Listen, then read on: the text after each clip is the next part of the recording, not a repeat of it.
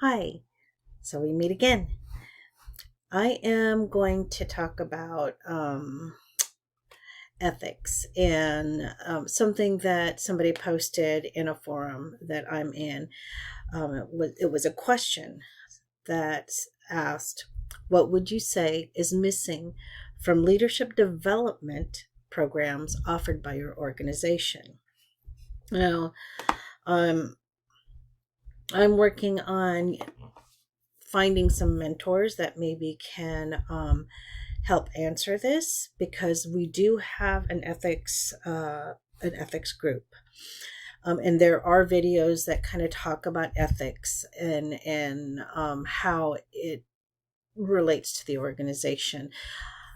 At the same time, I feel like there are some pieces missing. We've got some gaps that is important for uh, mm, framing framing ethics in a way that people will understand how it relates to them as well as how it relates to their success in the organization, whether you want to move up into leadership or you want to move up into an engineering role or any other kind of role. Understanding ethics is really important.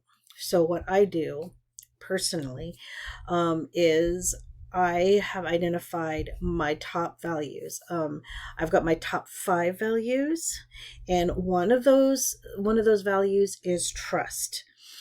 Um, with the organization has its set of values.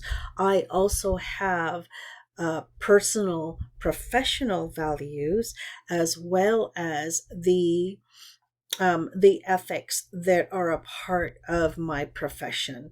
And when I talk about the ethics that are a part of my profession, I'm talking about ACM Code of Ethics, which is the technologist's code of ethics. I'm talking about financial accounting code of ethics.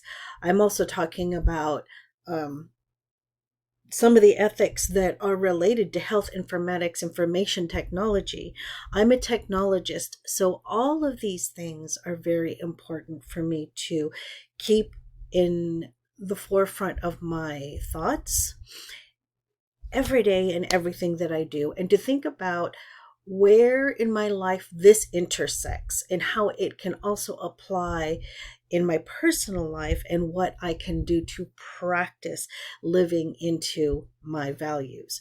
So, in answer to the question, what would you say is missing from leadership development programs offered by your organization? My response was frequent ethics coaching and development, how the code of conduct relates to the organization's mission and values, who is responsible for cascading the ethics coaching and development so there is a vision with the company goals, why sparking innovation and creative ideas is related to a culture of psychological safety.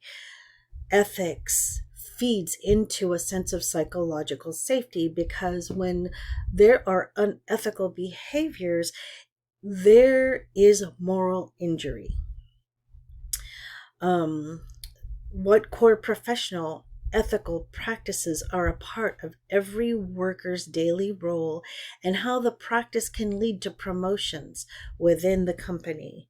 And a promotion can be anything. And we don't need title, status, and notoriety in order to be leaders, right? We can be leaders right where we stand.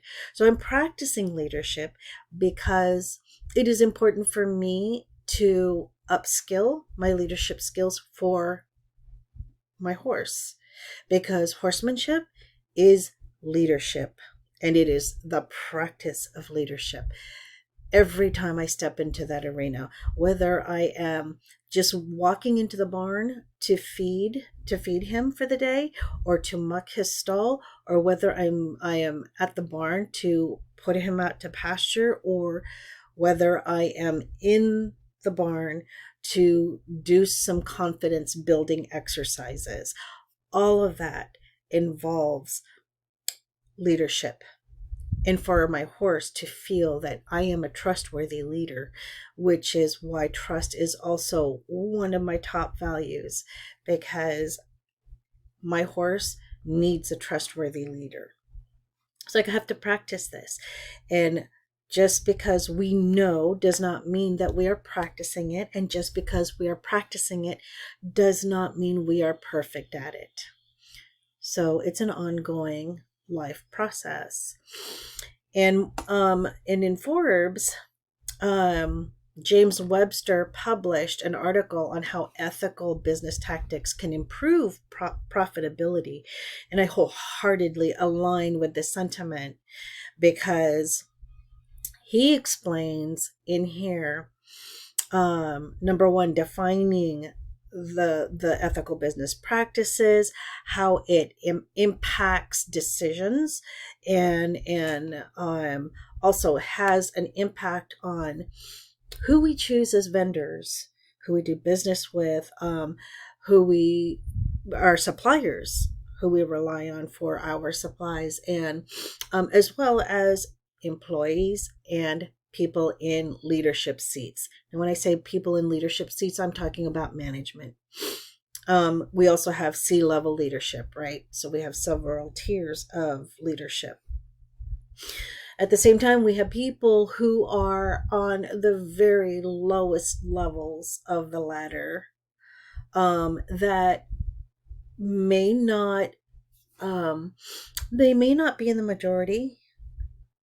And even though they're not in the majority, people look to them as leaders. They don't have the title, they don't have the status or the notoriety. They do have the attention of their peers. And when they have the attention of their peers and the peers go to them, that's the mark of a natural leader. And then the question becomes, well, why are they not in a position of management? What skills need to be honed in order for this person to be able to achieve that status of management?